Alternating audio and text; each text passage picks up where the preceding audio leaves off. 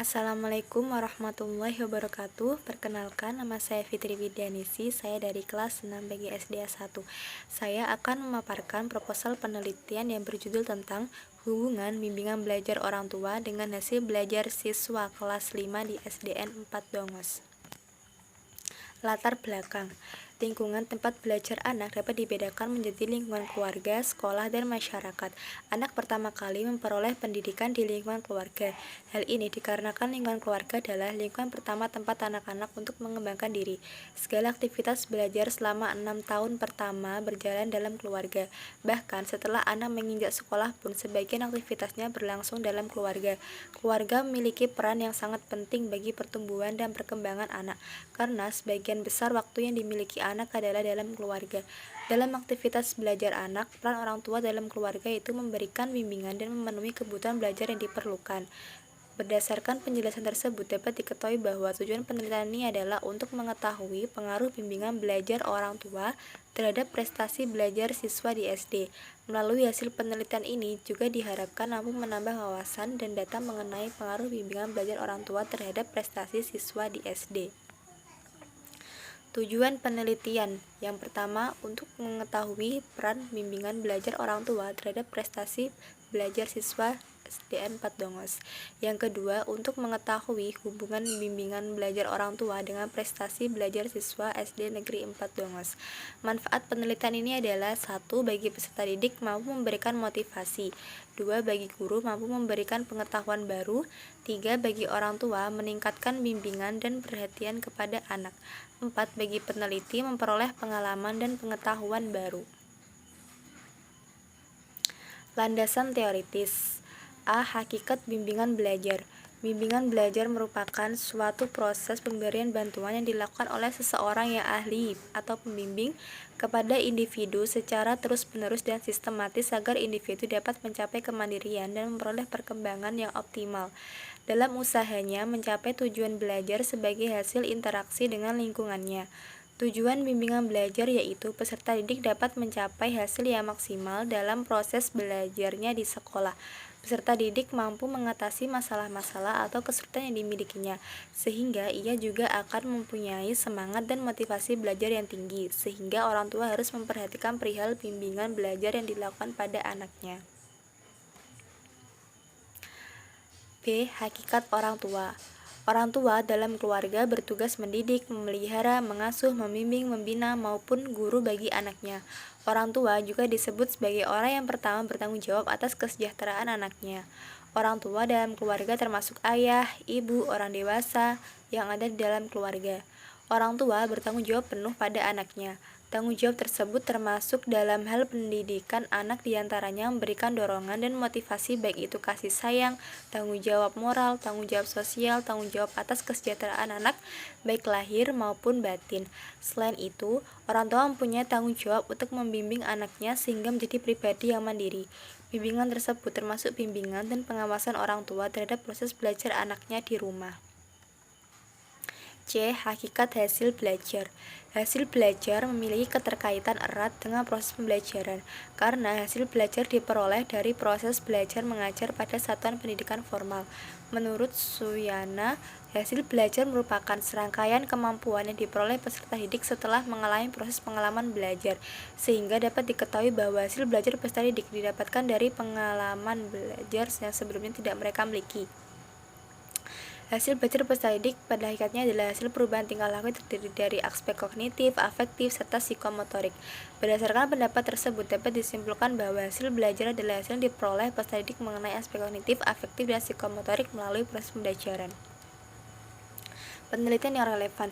Berdasarkan penelitian yang dilakukan, terdapat beberapa penelitian yang terdahulu dengan penelitian ini, di antaranya sebagai berikut. 1. Penelitian Dwi Fajar Nugrahani yang berjudul Pengaruh Bimbingan Belajar Orang Tua terhadap Prestasi Belajar Siswa Kelas Tinggi SD Negeri Jagoan 1 tahun pelajaran 2014-2015.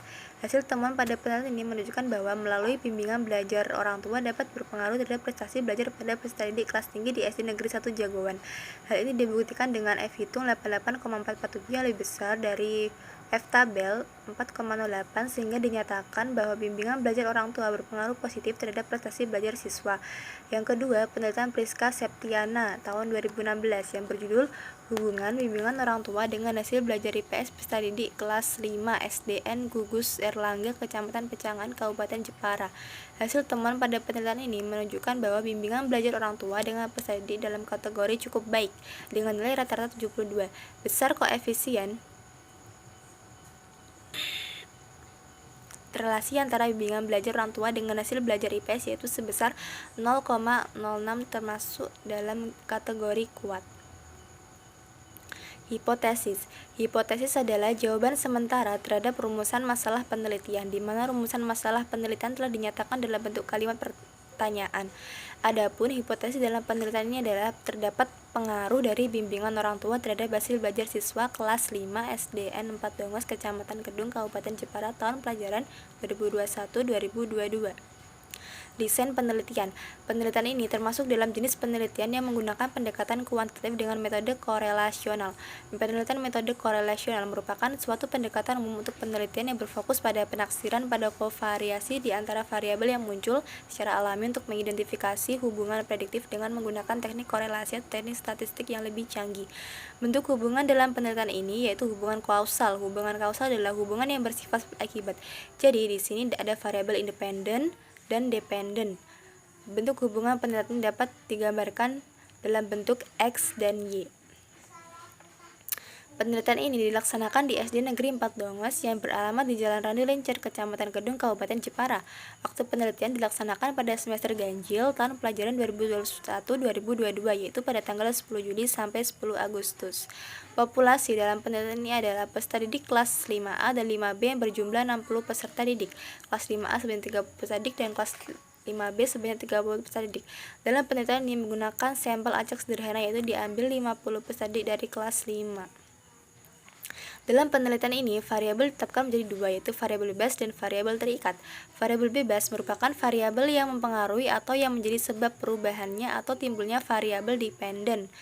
Variabel bebas dalam penelitian ini yaitu bimbingan belajar orang tua yang diberi simbol X. Variabel terikat merupakan variabel yang dipengaruhi atau yang menjadi akibat karena adanya variabel bebas. Variabel terikat dalam penelitian ini yaitu hasil belajar yang diberi tanda Y.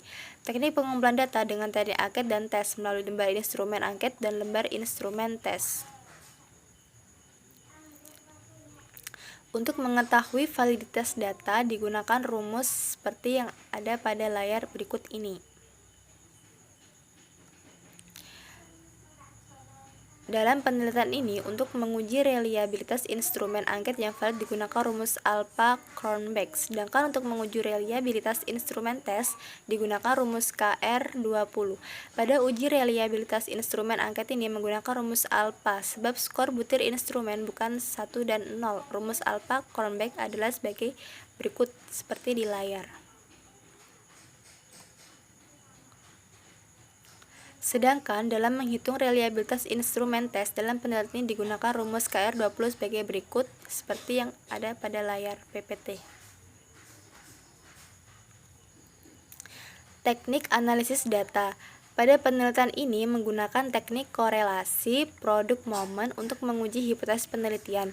Menurut Sugiono tahun 2012, teknik korelasi produk momen digunakan untuk mencari hubungan dan membuktikan hipotesis hubungan dua variabel bila data kedua variabel berbentuk interval atau rasio. Berikut ini rumus analisis korelasi seperti yang ada di layar. Korelasi produk momen dilambangkan dengan R dengan ketentuan nilai R tidak lebih besar dari harga. Apabila nilai R sama dengan -1, artinya korelasinya negatif sempurna.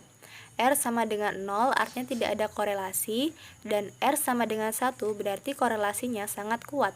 Berdasarkan dari perhitungan rumus korelasi produk momen di atas dapat dijelaskan bahwa untuk taraf kesalahan 5% jika nilai R hitung lebih besar dibandingkan dengan nilai R tabel, maka hipotesis yang diajukan dapat diterima.